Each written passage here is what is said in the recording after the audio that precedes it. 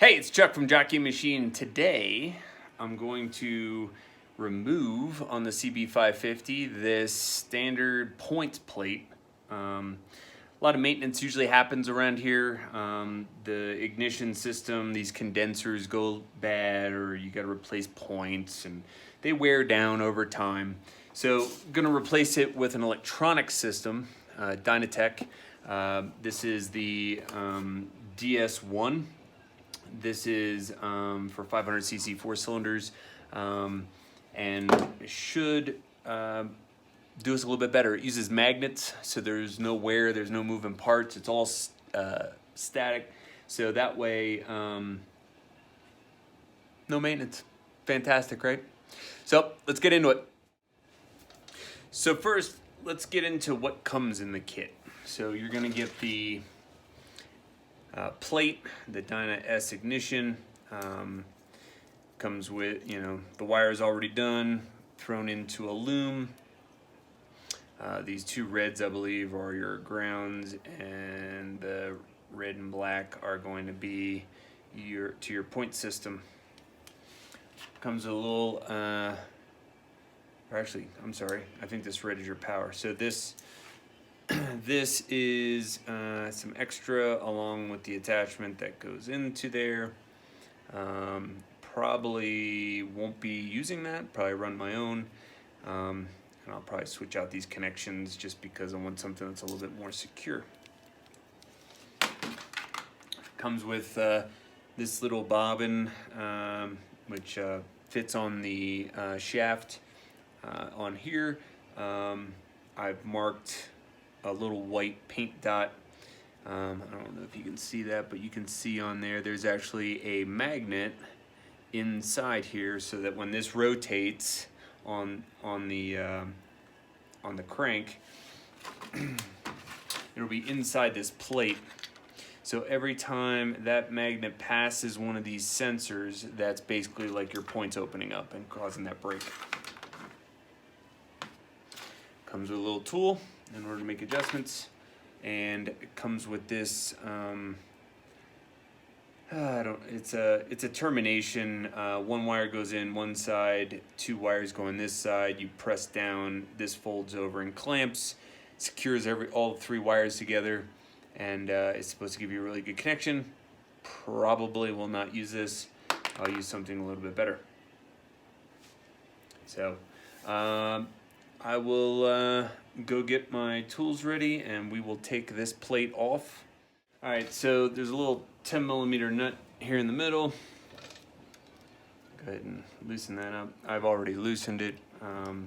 You may have to throw a larger wrench on the outside here to get this thing off, otherwise the crank will just keep spinning on you, depending on how long this thing's been fused on there.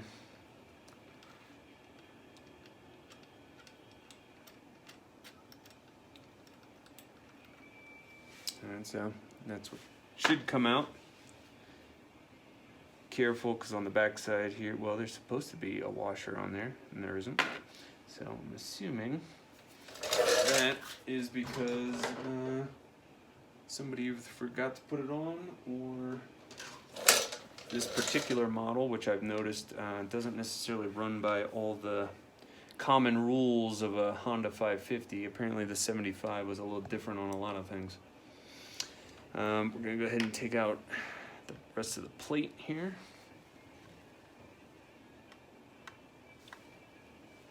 These three. Oops, what did I just? Oh, I took off the inner plate screw, not the three outer plate screws. Helps if I pay attention.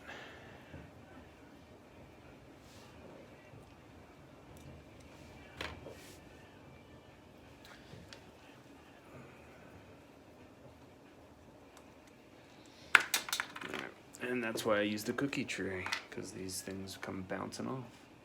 So now I should be able to just remove this. There's your old points plate, your old wiring.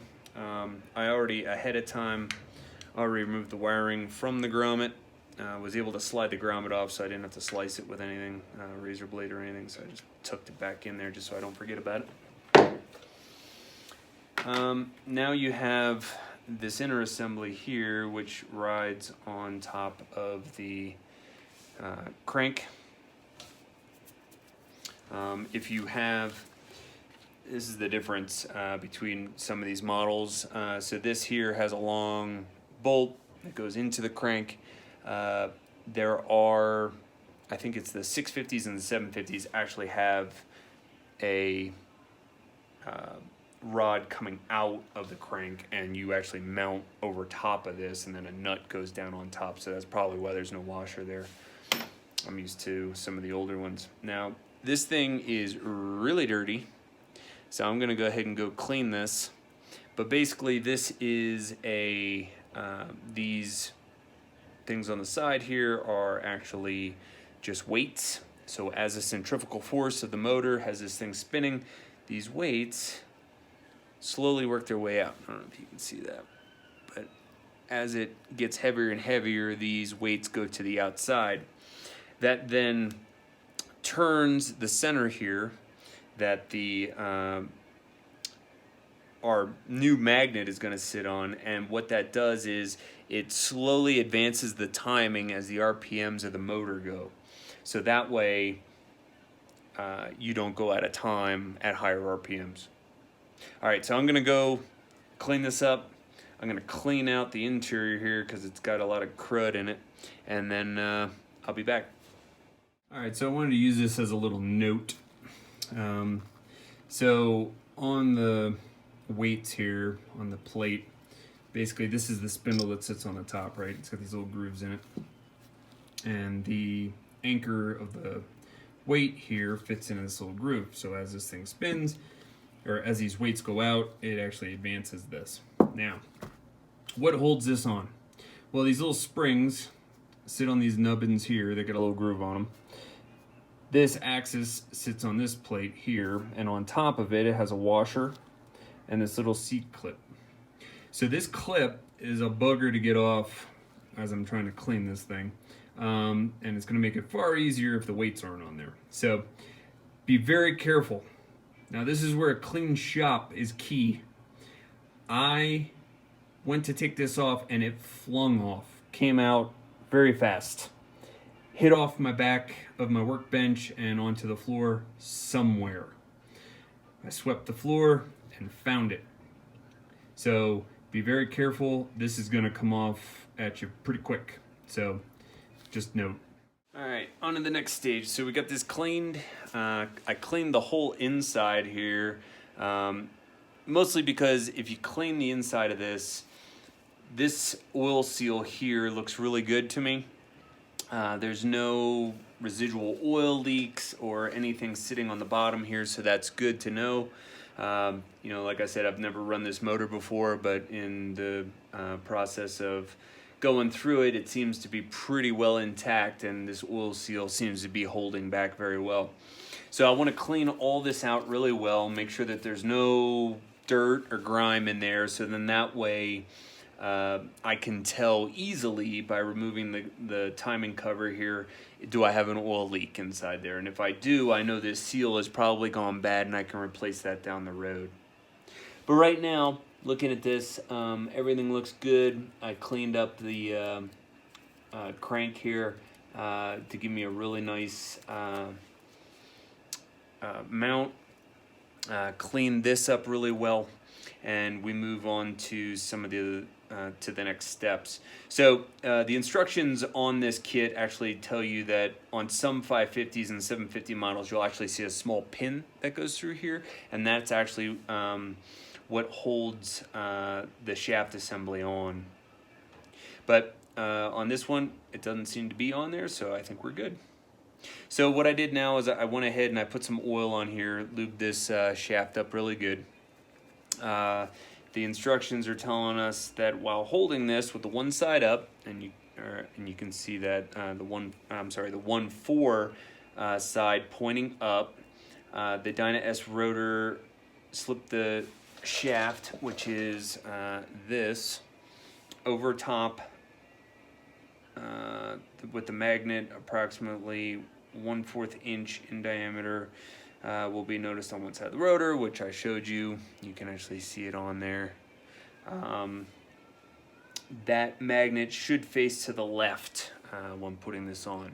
So we're gonna go ahead and put this on. These little fingers here that are on the weights will go into the grooves of this. You have to pull these out a little bit. Sometimes it's a little tough to get a hold of them.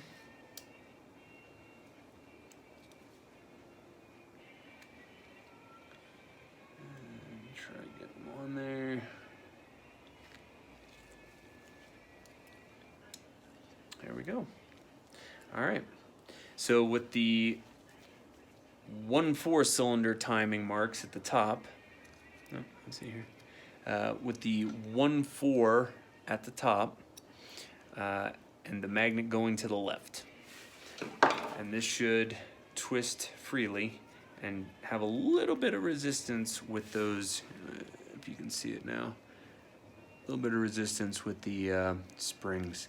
So that's good. I think we're sitting pretty here.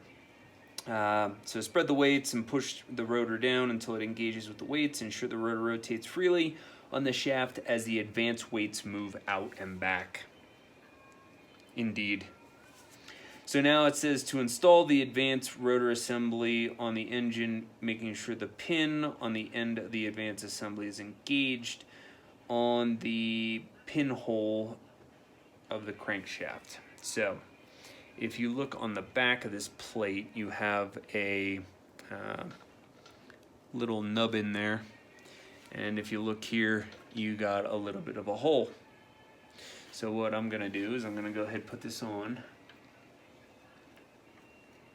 And I'm gonna ensure that that fits. Now there is a little bit of play, and that's probably just from wear over the years, but it's a pretty good amount of play. Hopefully when we tighten this down, it won't be as bad. All right. So now we did that. Reinstall the hex washer and the 10mm nut and bolt and tighten. Ensure the rotor is still free to rotate. All right. So we're gonna go ahead. I'm going to clean this off a little bit.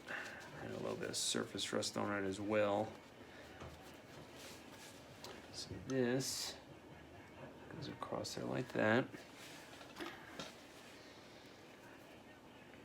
And with this, I think I don't want this to back out at all. So I think I'm gonna put a little bit of Loctite on it, glue, just to make sure. I'm gonna put a lot on here,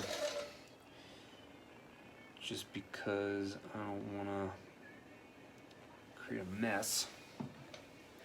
But I am just a little bit, just for resistance, because this thing does a lot of spinning.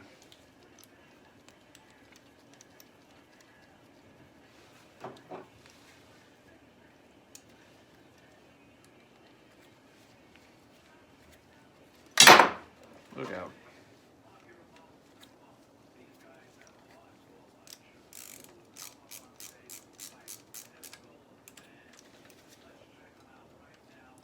And we're still freeing now. Don't go nuts with this. This thing doesn't really give us much in the way of torque settings.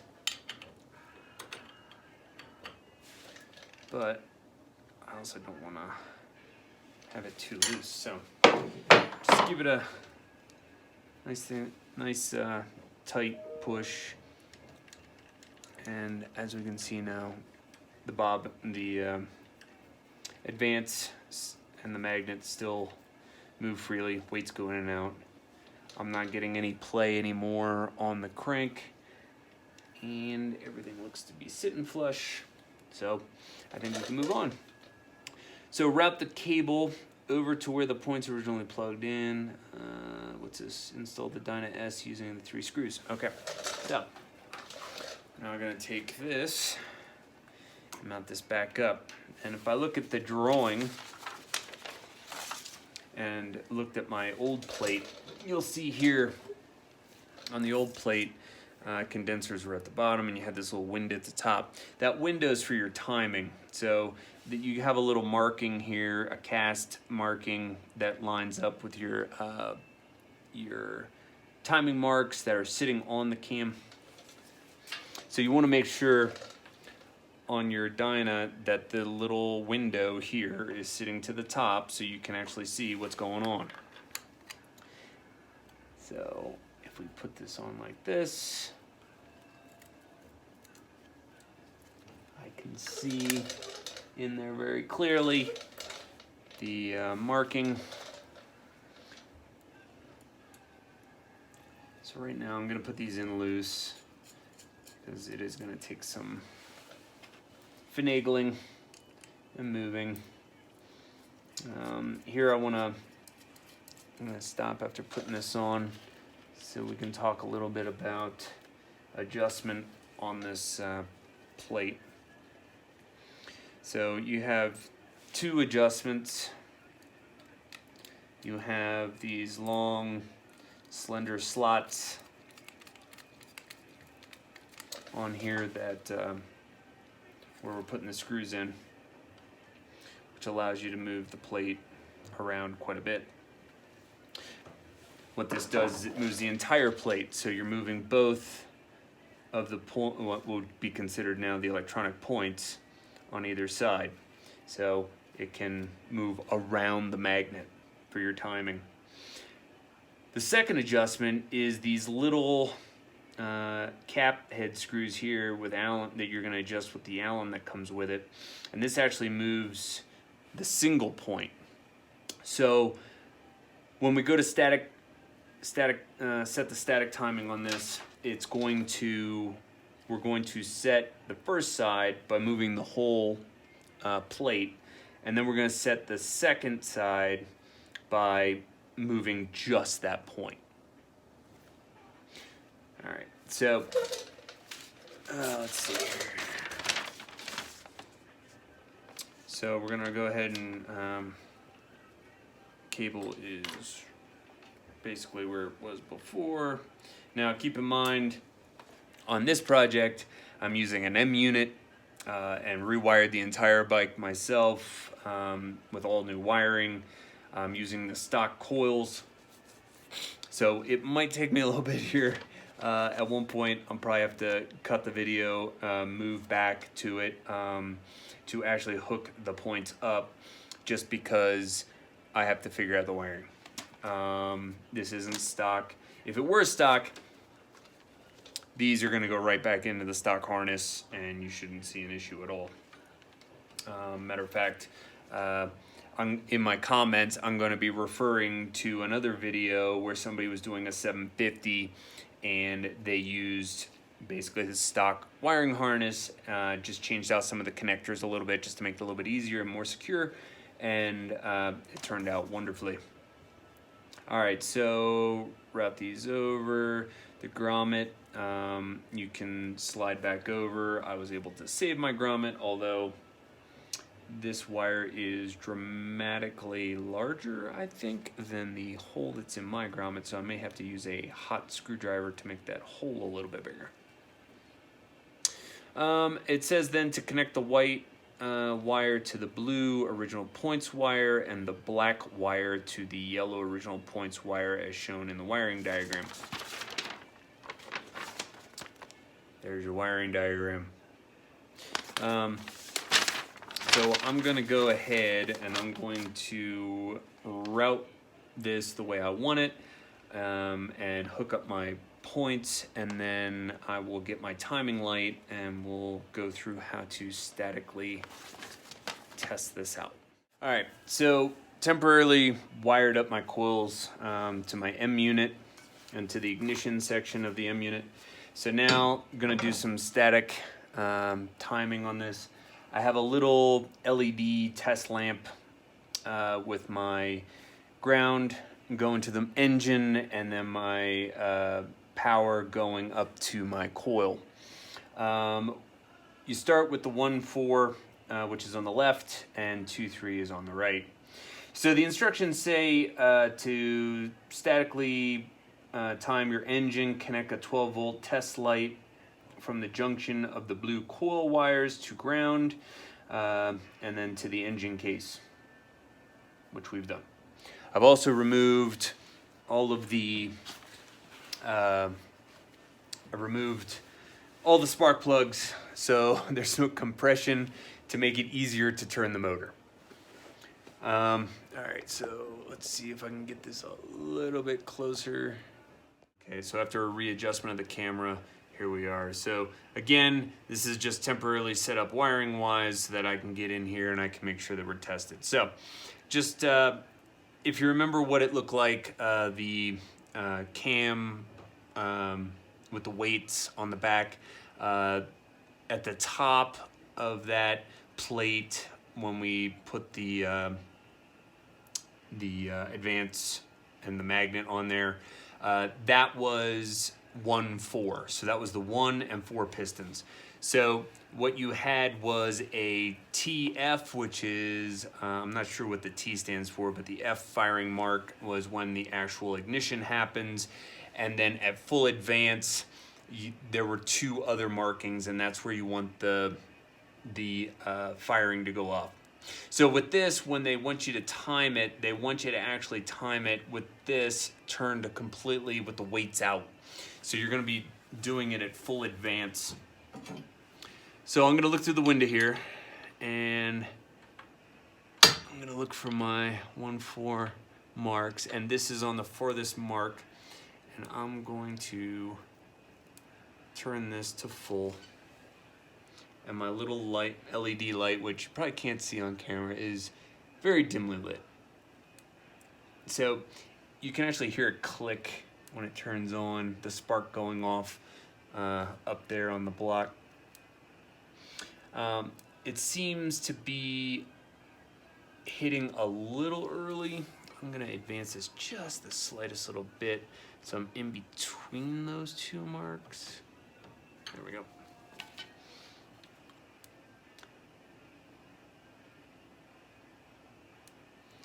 All right, so it seems to be slightly going a little bit too soon. So I'm gonna go ahead and move this plate that way.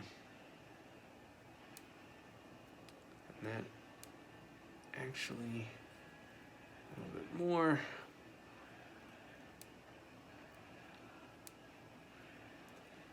I'm having a tough time seeing if I'm moving it the right way. Oh, that is the right way. So now my light isn't going, my test lamp here isn't going on when I fully advance. So I'm gonna hold the full advance and I'm gonna bring it back just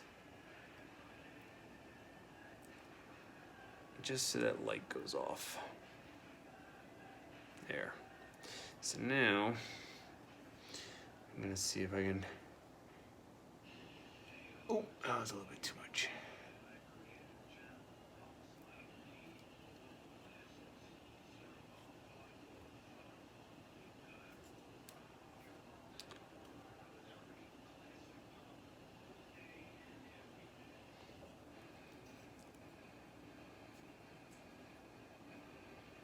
Thing is tough to hit, especially when you're holding that bobbin.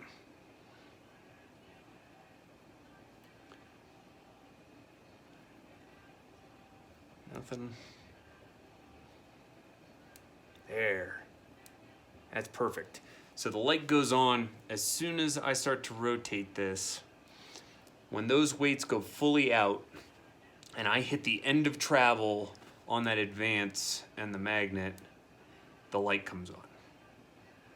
So that's perfect. So what I'm gonna do is I'm gonna lock this down.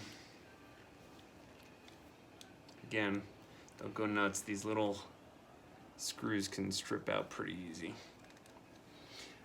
So 1-4 is set.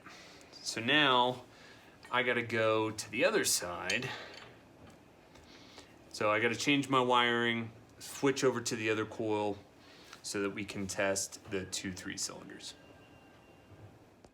So in the midst of redoing the ignition here, come to find out, as I set cylinders 1 and 4 using the timing markers, the Dyna-Tech didn't seem to turn off the light when I switched over to the 2-3 cylinders.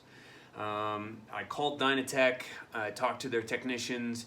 They said that some of the timing light doesn't work and you have to go by spark. So what I did was I went ahead and I put some spark plugs in here, grounded them to the engine, and still didn't have any spark on 2-3. At that point, the technician went ahead, we went over the warranty for the ignition, and he told me just send back the plate. That seems to be the only thing that would have any sort of problem because the magnet works. So went ahead, removed the plate, put it back in the original box, and shipped off to Dyna-Tech. Dyna-Tech received the box in 2 days because I sent it priority mail, and sure enough, within like probably an hour of receiving it, they tested it, confirmed that the 2-3 sensor was not firing, and boxed up and sent off a new plate to me. So today I should be receiving the new ignition from Dyna-Tech that's been tested and proven good, so we can continue on with this. But I just wanted to specify that Dyna-Tech did an amazing job. Their warranty is 100% what they talk about. The guys did the testing, verified that what I saw was confirmed, and went ahead and immediately sent something back out. It was literally a turnaround of less than 24 hours that they were able to send out a new product. On top of that, I purchased the unit from Dyna-Man Performance. I let Dyna-Man know, hey, listen, I got this product from you. It was proven to be faulty. Just wanted to give you a heads up and let you know I wasn't asking for anything. Buzz over at Dyna-Man Performance actually stepped up and said, listen, I know you had to pay for shipping to send it there. Go ahead and send me your receipt for shipping and I'll pay it. So I got to tell you, across both the reseller and the manufacturer, I had nothing but a good experience. So just keep that in mind when you're dealing with the Dyna-Tech products and with Dyna-Man Performance. So on with the ignition. All right, so we got back the plate from Dyna-Tech. Went ahead, set it up rudimentary, the way I'm gonna have it. Put some spark plugs into the spark plug wires and grounded them to the motor. So this way I can ensure that I'm getting both at 1.4 and at 2.3, I'm getting spark. As well as I got my little LED light on here. This is gonna be a little bit off camera just because I can't get it to hang very well the way I got it right now. Maybe I can put it up here. How about like that? All right, so this will go on when I hit the correct angle.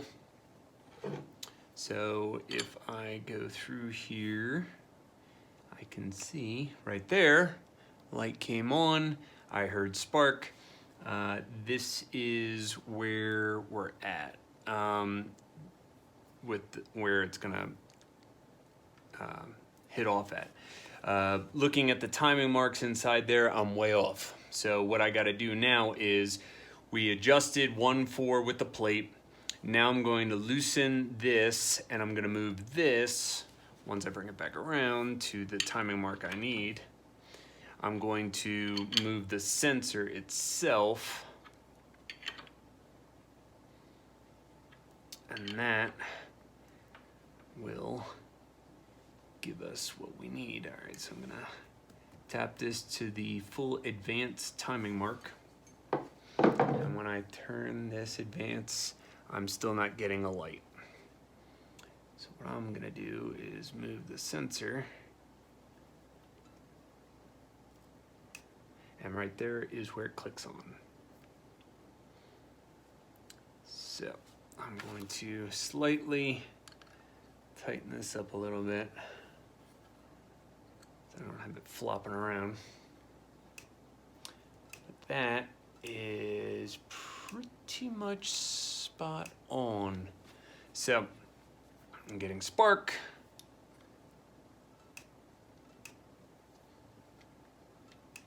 I'm getting my light coming on.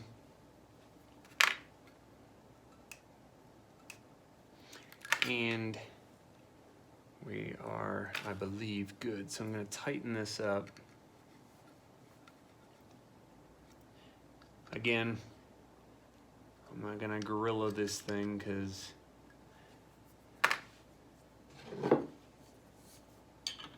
I will strip them out. So I'm going to go through this one more time. I'm going to do a 360 of the motor just to make sure I'm hitting on that with that coil. Just went through the timing marks, and this should fire at the next mark right there.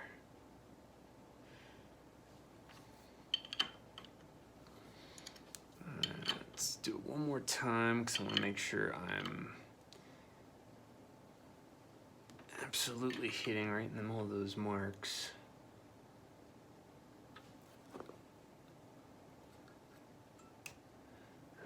I'm gonna make a slight adjustment, ever so slightly, just to make sure I am perfect.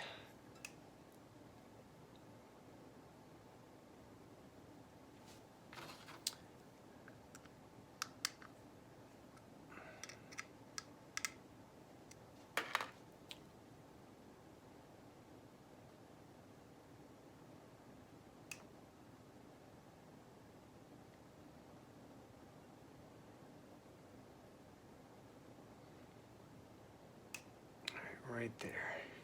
So that is full advance. As soon as it hits those marks, it's gonna go. Now, and that went off statically right where it's supposed to. So one more time.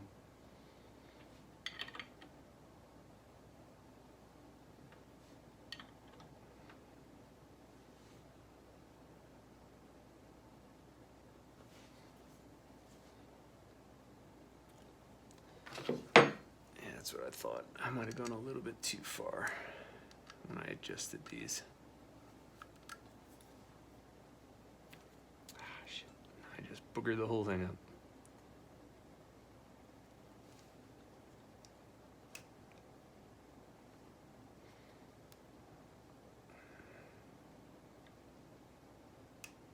There. Now let's hope I don't move it this time.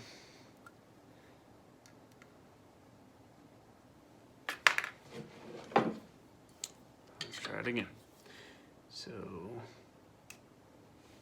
it's hitting just a little bit off from that mark without advance. Just ever so slightly. And it's hitting there good. All right. So that's pretty much it. Gonna go ahead now and I'm going to wire this up properly.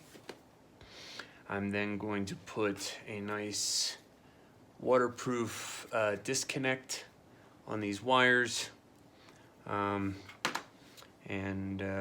button this thing up. I think that should be about it. I will try to fire it after this and then maybe hit it with a timing gun just to make sure everything is spot on. Okay, so did some preliminary testing with the wires I had set up. As you can see here, everything looks good. Put it in a nice vinyl loom, brought it up here, put a nice waterproof disconnect to my coils in case I ever have to disconnect those.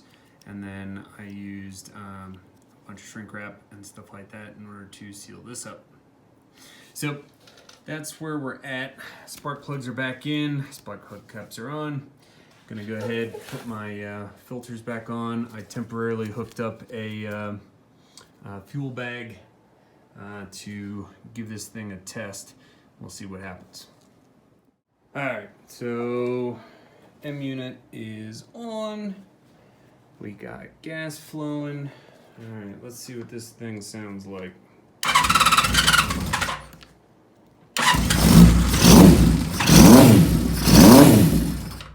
Sounds pretty good.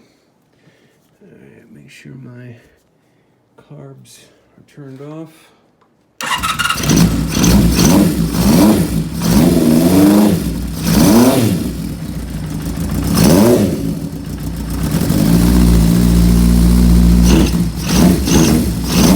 It's gonna take a little bit of tuning, but I think we're there. So, went ahead, put everything back together. The pods are put back on. After I did a timing light test, I saw that I was hitting everything on point, so I think we were good with the timing. What I did then was I went on to pull out my carb sync tools, hooked up my hoses to the manifolds, and sunk the carbs up. Everything pretty much was on par. The guys at Lossa Engineering did a great job.